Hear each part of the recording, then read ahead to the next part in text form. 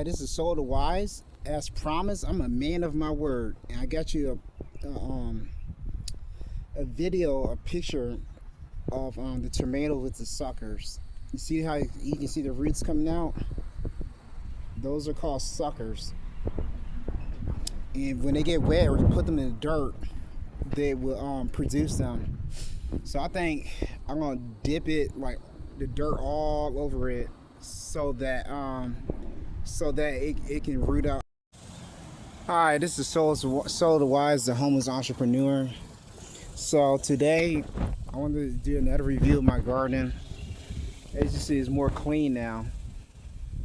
See that? The whole aisles are clean. I got pretty much all the weeds out of the pathways and in the garden beds. The back is the last thing I have to work on. That's all asparagus, so I'm not worried about that. But that section right in the back right here, see that? I cleaned that out for the most part. It's just that last little section. And some of it's just wild grass, so I ain't gonna mess with it. It looks nice. Not wild grass, decorative grass. And so I'm gonna make a video about this. I think it might be mealyworms or white fungus, some type of fungus that's growing on the plants. And it's spreading everywhere. I'm gonna put a picture for the tag, but it looks like this. You see it? And it's on everything. So what I got today, I went to the garden store. I think he told me to buy, I think it's called Dakota. I'm gonna show you what it looks like. It's a type of fungicide. So it works on blight and fruit rots and leaf spots. And I hope it's not mealyworms, because if it's mealyworms it might not work. But I sprayed every plant because this stuff is spreading everywhere. And that's why I believe it's fungus. It spreads, I think, after I water the plants. See? Just apply like that.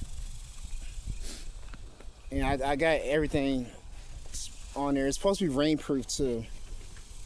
So it should keep everything from spraying from now on. And that's one of the things I want to cover today. I wanted to do that first because, you know, I don't want to keep you waiting on the video.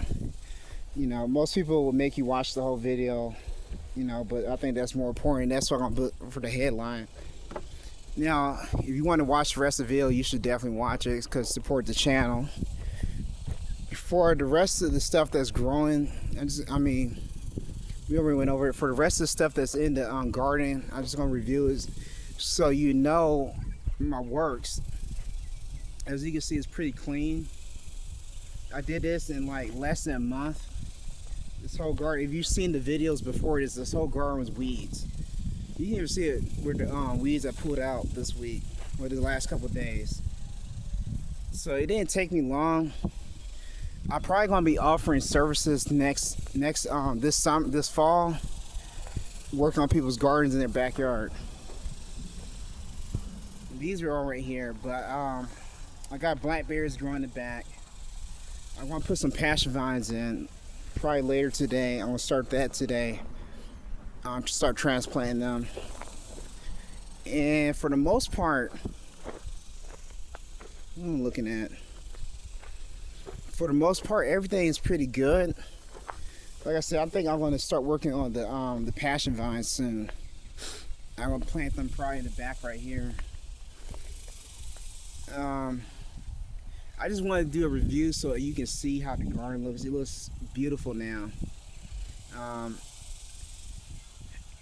It's a lot more cleaner. It looks more orderly. And the plants are growing, but pretty soon we're going to have squash coming in. The okra's getting bigger. The broccoli's right here in the shade. I put broccoli in the shade. Yeah, I got some corn that's in the storage unit in the water. So I'm gonna plant some corn tomorrow, or tomorrow morning. Probably the passion vines. Passion vines gonna have to sit in water for 3 days. I might put them in some pots and let them sit in some soil too for a couple of days, and then transplant them in the actual dirt. So I think that's how I'm gonna do that. What else I got? Yeah, I want to do a video on transplanting passion vines. That's what I want to do. And you get to see how that works. It's easier for me to take the passion vine from the root and transplant them than for me to try to grow them from seed. Passion vine from seeds is a hard plant to grow.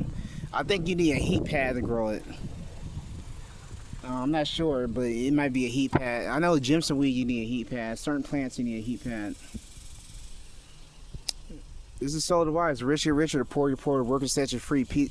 Work harder, not smarter. Work and set you free. Peace. All right. Hi, this is Soul to Wise, and the time has finally come for me to harvest these passion vines so I can transplant them to the actual garden. These are wild passion vines. They've been growing. You can see the fruit growing right here.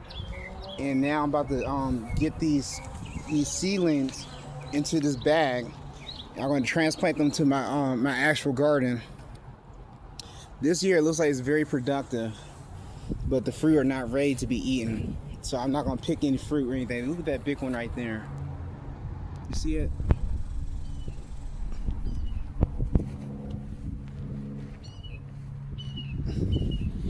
Very productive this year.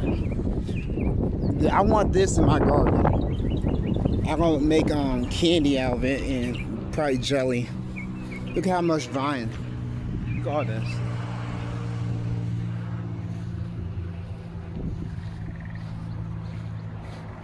Now don't mistake passion vine. No, that's passion vine. I thought that was ragweed. Okay, that's passion vine. All right. I'll be back. All right, I had to pause it. So as you can see, I got the passion vine out of the soil. Got a little dirt in the process. But you gotta get dirty when you're digging for gold. It's so hot out here, I don't think I'm gonna keep going. I didn't realize I underestimated the heat. I started sweating immediately. I don't know if you can see me. Look at my skin. All right, so I'm gonna show you how to transplant. So I got the passion vines in some cup of water. Next, I put them in a dark place for 3 days, and now I'm gonna transplant them in dirt. And they sit for another day in some wet soil before I put them outside in the shade.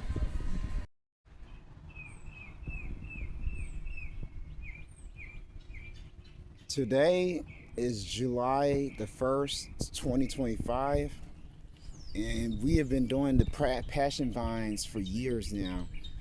Last year, me, Soul to Wise, the homeless entrepreneur, took some passion vines, soaked them in water for 3 days, and then put them in dirt and stuff, and I transplanted them in my garden in Plano. It was a community garden. I just had one plot. This year I have a whole plot. I lost that garden for some, I can't talk about the reasons right now, but we'll talk about it later. But so this is my 3rd or 4th attempt, because I used to try to grow them through seed. That didn't work. I always had a hard time with that, and I tried transplanting them when I used to live in Denton years ago, and they died. So this look like they're gonna survive. It just rained today. It's supposed to rain some more. So I figured today is a good day to put them in the soil, and hopefully this works out. Today is the day I get to transplant the plants, the passion vines, and put them in the soil. Their first huge garden where they look at this, where they can really grow. This whole fence they're gonna grow on. This is gonna be the big changer, game changer for forever. Once I get these passion fruit growing, I would have a source of fruit for indefinitely. I don't have to compete with the Ethiopians. I don't have to compete with the Indians. I don't, it's all mine. It's in a controlled environment. I can fertilize it. I can water it. It's gonna be abundance of passion vine. All right, as you can see, the passion vines have been successfully transplanted. Well, I'm not gonna say successfully yet. We gotta give it a couple of days, see how they respond. I put the most frail ones closest to the water spigot. I was hoping this side get wet too. I don't know why it's gonna get wet. But these 3, well, Yeah, those three are getting wet. That's a great vine. I didn't know that was there. We'll have to manually water that one. Them two on this side. So you can get the whole picture. Let me zoom out. Yeah. Also today, I noticed we have our first set of squash. So we have now some zucchini and we have coconut yellow squash. So we finally succeeded at producing our first crop for the year, and everything's going well. These big ones, they haven't produced anything yet. That's crazy. Like, I don't know what's going on. I wonder if the moth, 'cause I saw the moth out here the other day. I wonder if he's laying eggs, or she laid eggs in here, because they should have been producing. And like, if you look at the bottom of the vine, looks funky. I can't help but wonder, but still, like, usually they will start, and they give you, then they rot off. It's not been doing that. Oh, there's a pepper. Oh, this pepper sat here too long. Take it off.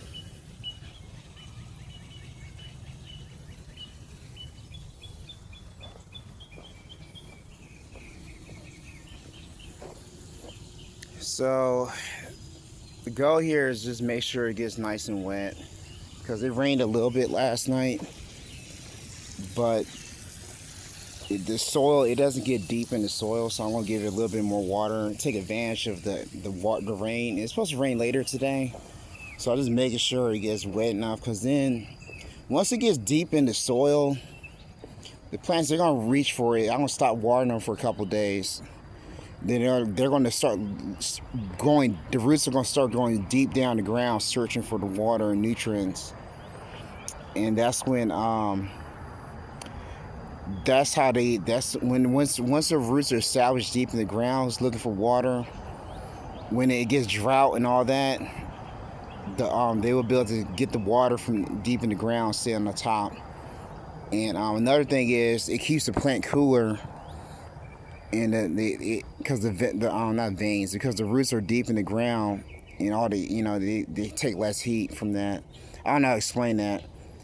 There's two different parts of the root system. On the deep part is the part that eats out the nutrients, the part that gets the water, and the top layer, like the beginning of the roots, like on the top surface, not the surface, but on the top layer of dirt. That's the part that gets the nutrients out the soil. So we have cherry tomatoes. I don't know why they have not ripened yet. They've been doing this for a while. We're waiting on that. We have strawberries. That's not going to do anything this year. That's going to be a work in progress. Peanuts look like they're about to start getting ready.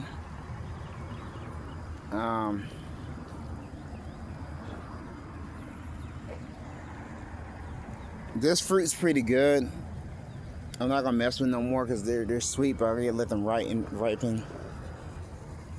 I gotta pull some of this stuff out in the back. I haven't got to that part yet. But for the most part, the garden looks beautiful, man.